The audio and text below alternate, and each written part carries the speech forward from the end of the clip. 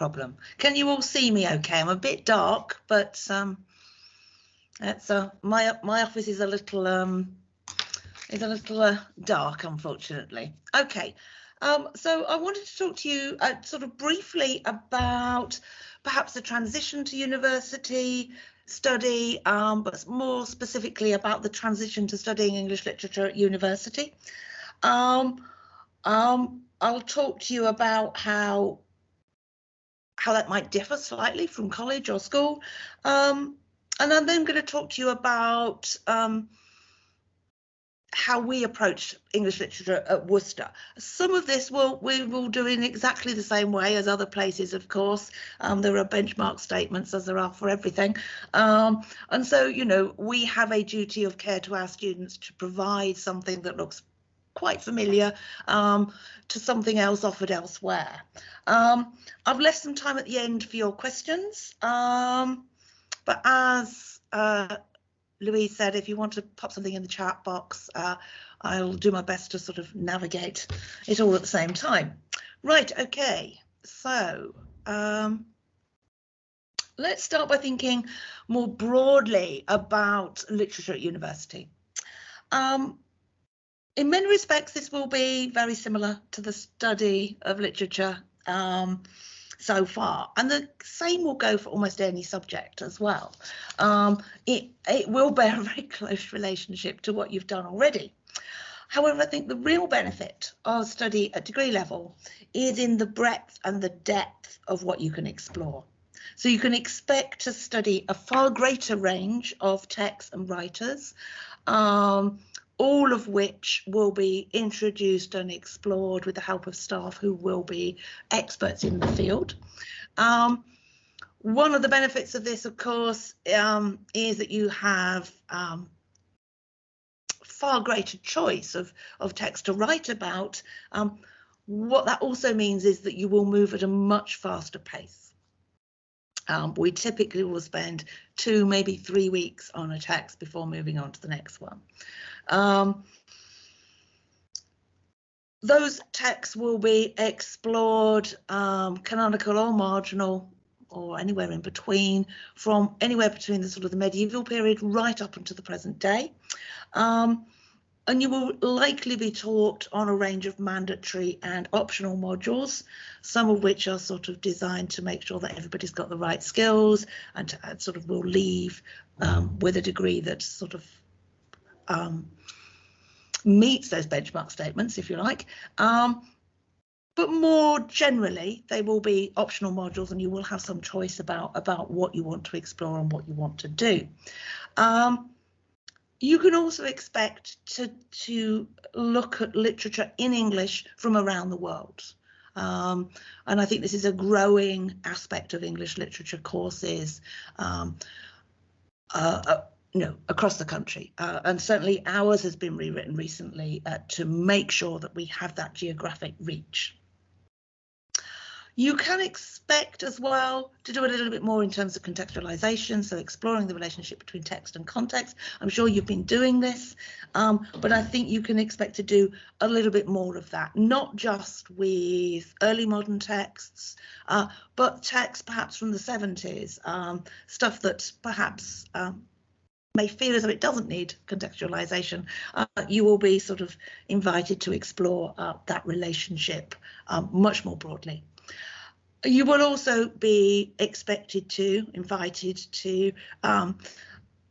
explore literary theory. Again, I'm expecting you to have been introduced to some of this, whether this is sort of feminism, gender studies, Marxism possibly.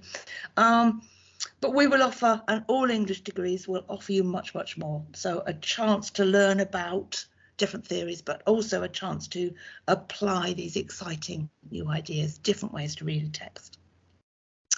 Along the way, you will develop a good range of skills, what we term transferable skills, which is a bit of a nebulous phrase, but I'm going to unpack that a little bit in more detail in a moment. For this reason, English literature remains a good choice in terms of employability. English literature graduates are sought after, they have good job prospects, and they have very good prospects in terms of further study. Okay, so it keeps your options open, but allows you to develop a really good range of skills that will be beneficial in the longer term. Okay, now you will be familiar, I'm sure, with the fact that you will have lectures and seminars which will feel slightly different to classroom teaching at university level. However, I think that increasingly there is still quite a lot of classroom teaching, seminar-based teaching in smaller or larger groups. You can also expect to have workshops and tutorials, and I think those are the things that perhaps mark out university teaching as slightly different. But we would also expect to have screenings, trips and things like that. All of these sort of ways of imparting a new learning, subject knowledge and subject skills. But I think equally important, and here we go again with the transferable skills, are these more general skills, and I've listed some of them there. So what do I mean in more detail? So I might set you an essay on, I don't know, Spencer's the Fairy Queen, say, or it might be a group presentation on something, some aspect of Worcester heritage. We have a module where students do a presentation on Worcester itself. The first thing you need to do is, of course, subject research. Okay, that might be independent, that might be collaborative, but whether it's collaborative research for a group presentation, you are still off on your own researching and then sharing your results with the other members of the group. This entails finding materials, navigating through a huge range of resources and resource types. That's quite a good skill before we start. Part of the next phase of that research is to select, to prioritize, to decide what will work and what won't. Partly that might be about the content, but partly that might be about a theoretical approach that a writer is using that perhaps isn't going to work for the essay that you're going to write. So being able to work out what's going to work and what isn't. And that ability to discriminate between sources is a really key skill for English literature. The next stage of this essay, presentation, whatever you're going to do, is to synthesize or bring together all of the facts, the ideas that you found in your research, and bring that together, making something that is your argument out of all of this material. Again, the ability to not just understand and use the complex ideas, theoretical ideas, contextual ideas, but to be able to formulate an argument and to do so with precision but also concision is really, really important. Okay, if you're working as a group, of course, you've also got the added benefit of sort of working collaboratively and the group work skills that entails. Lastly, there's the presentation of these findings, whether that is verbally, informally in the first place, or perhaps more formally in a presentation, or in written form. And that written form can also come in many, many sort of ways. So you would expect to write an essay, but you may also have to write a report, produce a close reading, write a blog, or present the work in person or virtually on something like Teams. All of this also requires time management, group work, individual, independent research. Okay? This is why English literature graduates are so employable. Okay, so what might you do? I've just put up a few ideas on the slide there that would enable you to use those skills. So on the slide, we can see a range of different types, a range of different sectors that English literature graduates work in, and these are all examples from our own graduates. Often our graduates progress on to further study, which is just one of the boxes on there. Sometimes that's vocational, teaching, librarianship, archive work, things like that. Sometimes academic, and we have quite a lot of our students go on to do an MA either in English literature or sort of a related field, so perhaps creative writing or something like that.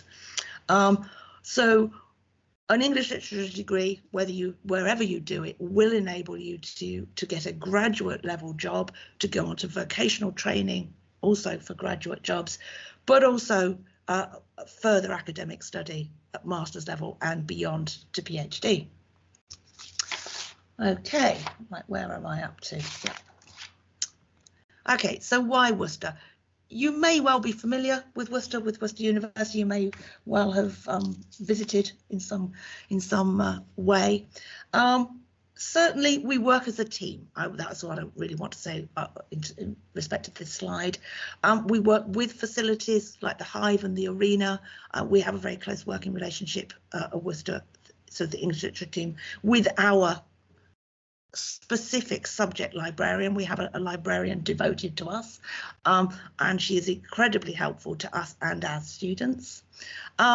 We work together to offer a range of opportunities. Partly this comes out of the student union, but also University of Worcester sort of wide opportunities for volunteering, but also to learn, so to perhaps become a student ambassador, something like that, so some work experience. And we also work together to support students, whether that's through First Point, which is a sort of the university wide sort of first point of call, or whether it's through the personal academic tutor system, where every student has a personal academic tutor that they can go to for study skills or personal problems. Everybody has a named member of staff that they can go to for that. Okay, so, but more specifically for English literature, you might come to us for our expertise. So the English literature team has a very broad range of subject expertise, as you can see from the slide. I'm responsible for a couple of those, not all of them. The range of modules reflects this expertise. Teaching of modules is delivered by experts, whether that's in a specific topic or in a specific genre or in a specific period. So I personally am an expert on women's writing of the early modern period. So we can see there's my expertise, early modern women's writing. But I also have a great deal of expertise in the period more generally. So I will teach on Renaissance and 18th century modules, for example. All members of the team are also active researchers. Okay, we're writing books, we're writing journal articles. So when we're not teaching our students, that's what we're doing. And all members of the team also have a teaching qualification. Okay, so we have this sort of subject specific expertise, but we also have teaching expertise. And between us, many years of teaching experience at this level. Okay, so I said that we're busy writing books. Here's just a few written by members of the English literature team in particular. So when we're not teaching, this is what we're doing. Okay, the research that we can see in these texts is also visible in the modules. Okay, it continually informs our selection of texts. When we write new modules, we write them on the basis of research. So the teaching and the materials that you will be dealing with will be developed by people who are working at the cutting edge of a particular field. So my colleague who works on Hilary Mantel is, one of the experts in the country on Hilary Mantel. So when she develops materials, she's really working with the most up-to-date material. Okay, so teaching materials, modules are all informed by the research, sorry. Okay, a little bit more detail on what you might be studying. you can all find out a list of modules that we offer. We've recently rewritten our curriculum to reflect the expertise that we have in the current team. We've also tried to make it as exciting and relevant to the 21st century as we can. That's not to say that you won't be doing early modern material, you will.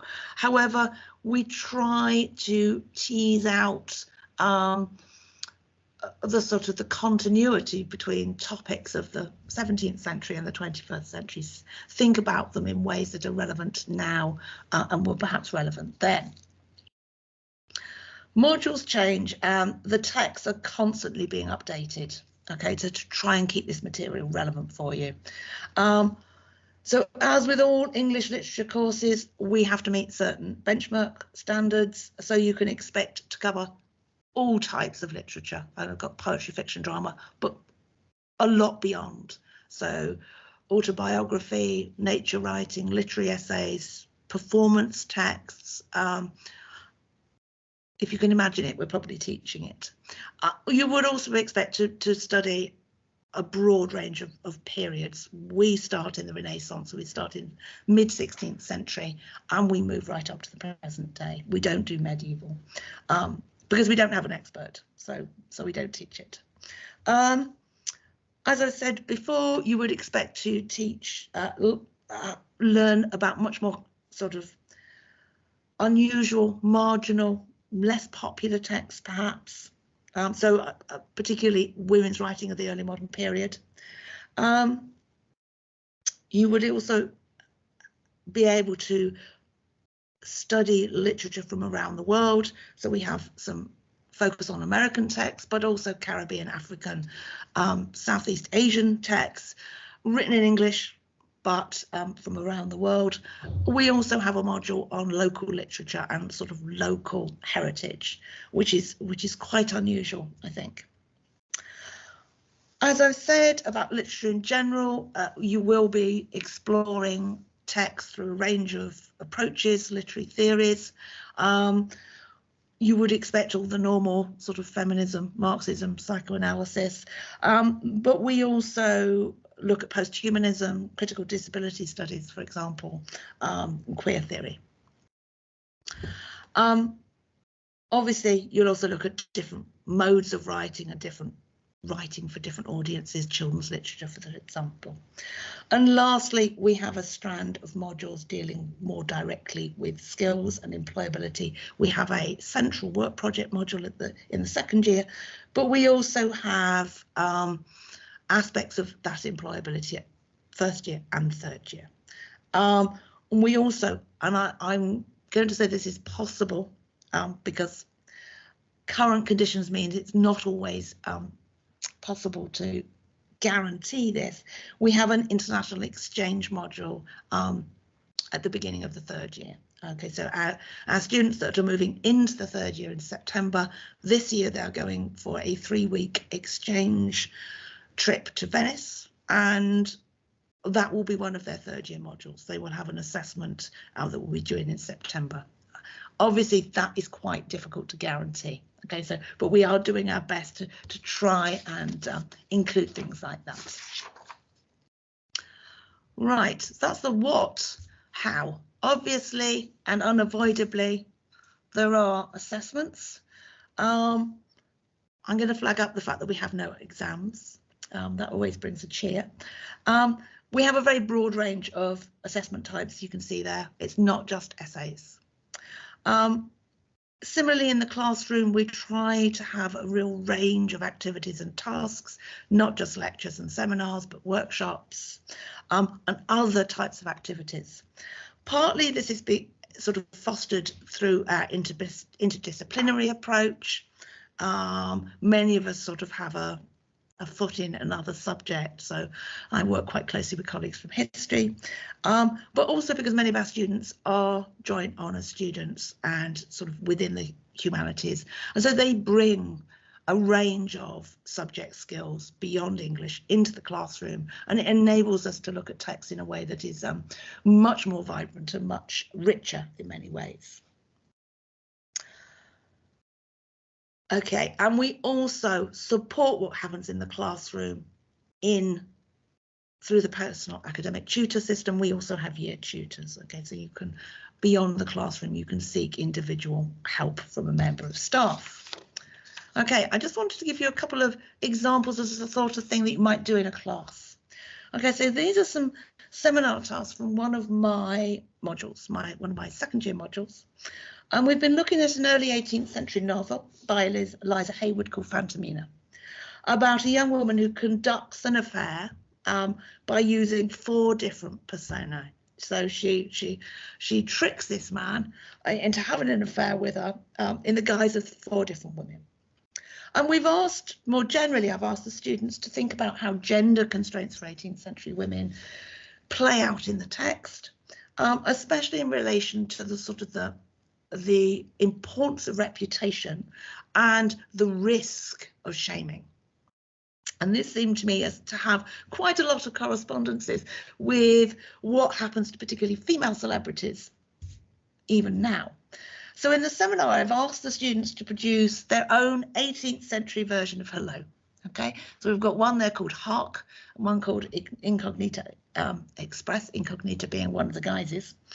And in so doing, exploring the different ways that the central character embraces these different guises, but also the way in which culture may work slightly differently for women than it might do for men. Okay, they had great fun doing these. You can see they are really successful ways and a different way of thinking through and about a text. Okay, on the same module, okay, the first assignment is a poster. Okay, so this is produced in pairs or threes, depending on the exact numbers that we have. And the assignment is, they are tasked with exploring the relationship between one of the texts that we studied and the relevant contexts. Here, the students have explored the tension in Margaret Cavendish's The Blazing World, which is probably one of the first pieces of science fiction ever written, certainly one of the first pieces of science fiction written by a woman, written in 1666. And the tension that the text sort of displays and explores between her own what we might call proto-feminism, so early feminist thought, and her very, very conservative political ideas. She's a royalist. She's very conservative, sort of politically, and how the text sort of negotiates that tension, I suppose, that problem, that inner conflict. This is a really good example, actually, of how to present an argument in poster form. You can see it's really clear. They've used colour to guide the viewer, the reader, around the poster, and they've used illustration to really good effect.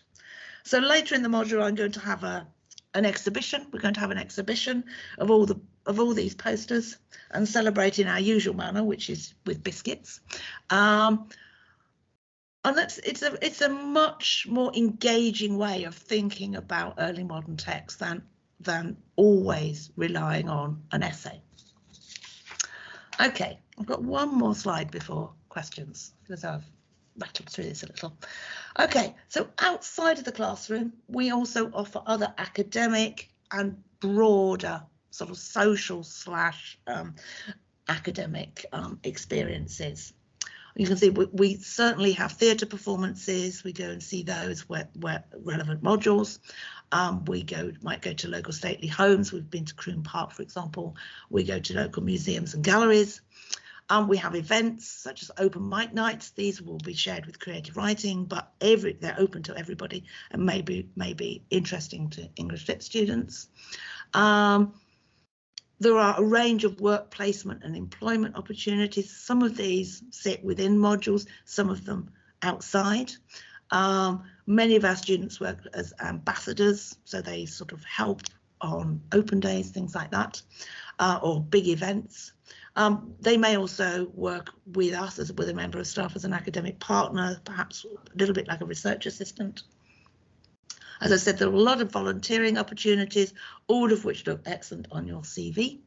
And lastly, there's the Worcester Award, which is an employability award run by the careers team. So that sits outside English literature, but we do encourage our students to take up all of these types of opportunities.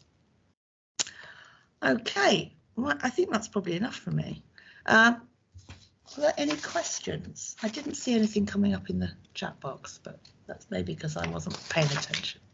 Thank you very much, Sharon. That was absolutely brilliant and quite inspiring, I think, to see not just the content of the course, but how the different approaches towards the text are delivered and how students might expect to be taught a course.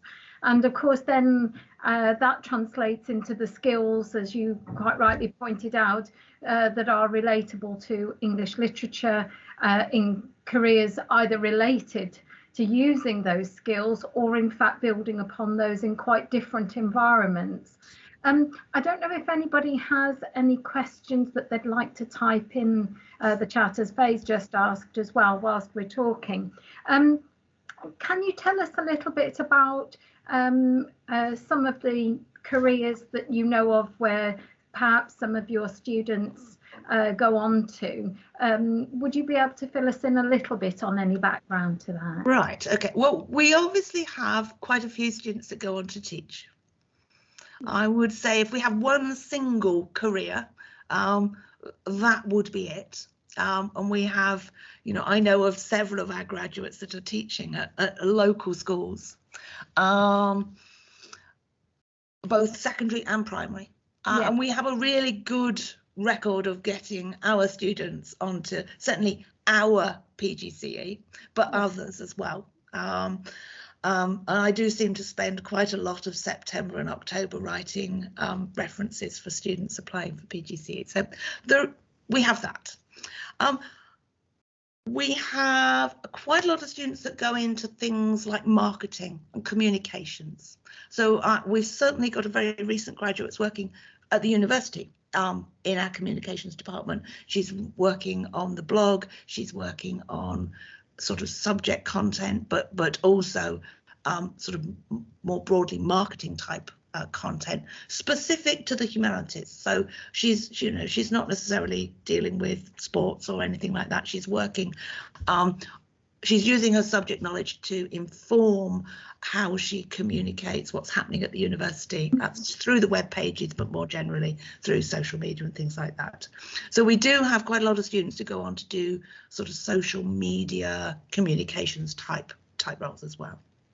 Thank you. That's really interesting. And actually, I mean, I am, as it happens, an English literature graduate myself from Reading University way back in many years ago. And just anecdotally, went into international banking. I've managed a chamber of commerce. And now re-qualified some years ago as a careers advisor, doing a degree and masters and things. And actually, I think it's good for students to understand as well how English literature and indeed studying a range of literature, whether that's English, all of the range that you've talked about, but also European and American literature. I think it now kind of is one of those very basic skills, gives lots of skills that can be identified in so many different areas of employment and further study as well. Yeah. Yes, I mean, we have quite a lot of joints with English language who might go on to do TEFL. Even if they don't do that sort of for their entire career, they will do that for a short period. They will go and teach English abroad somewhere. We certainly have students that do that. We have quite a lot of joint students with creative writing who go on to write content for a variety of organisations, whether those are sort of public sector, third sector, private sector. I'm trying to think what else we've had. Librarians. I mean, my first degree was in modern languages, and then I was a librarian, and now I'm here. I think yes, you don't have one career, do you? You know. No, and I think as well that the studies, as you've explained them, about looking at things from different perspectives, different texts, has led students to go on to convert into law, you know, in the law conversion. And I think it's taking those very kind of fundamental skills and turning those at a later stage into quite a variety of different employability skills, which it's such a common usage. But also the study of English literature, I know from myself, but also from, I hope students have got the flavour of that from yourself. The courses vary considerably from university to university, don't they, as well? And certainly, as you've talked about, some of the texts that you study and the perspectives that you have, those students need to explore. Is there any advice that you can give students about sort of searching for the right course for them? I would say they will all be quite similar. I would say those at the more sort of research intensive, let's say research, so the Russell Group universities are much more likely to be quite old-fashioned, I think, in the type of texts and the approaches. So you're much more likely to have exams and essays. I think some of the newer universities perhaps try slightly harder to make things a little different. I think I would say don't necessarily choose a university that has modules or courses that look like what you've already studied or the things that you already know you like.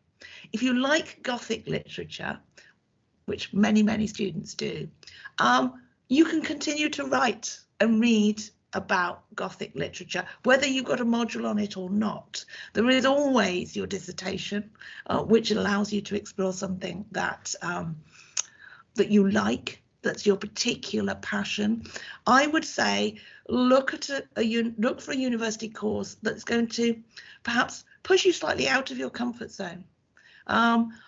Will offer you something new that you are perhaps unfamiliar with, that will be exciting when you get there, even if it's perhaps a little daunting because you're not quite sure what it is.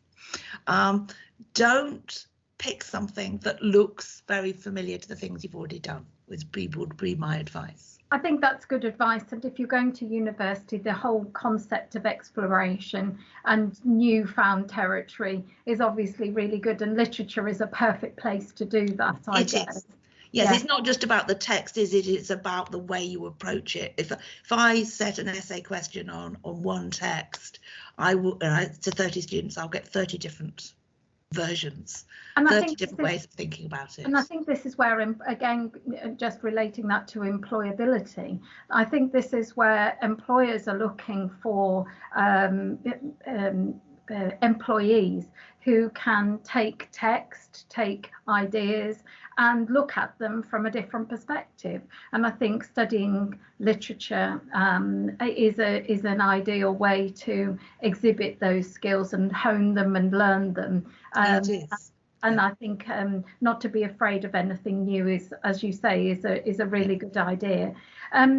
I don't know if there are any questions that we've got, but what we have done in the chat that Faye has really researched is just some, obviously, about yourself and about the University of Worcester, but also some articles and some websites where students can go to have a look at more careers information about English literature and where it can lead to and the skills that it really develops.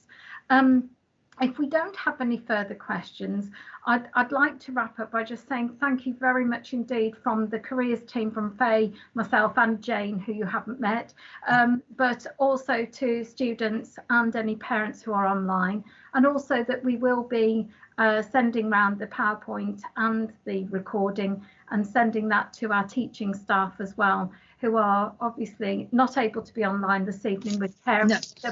a parents' evening and consultation, but we're delighted. Thank you very much indeed. I would say if anybody wants to contact me directly, if they've got any questions, my email address is on the front of the first slide.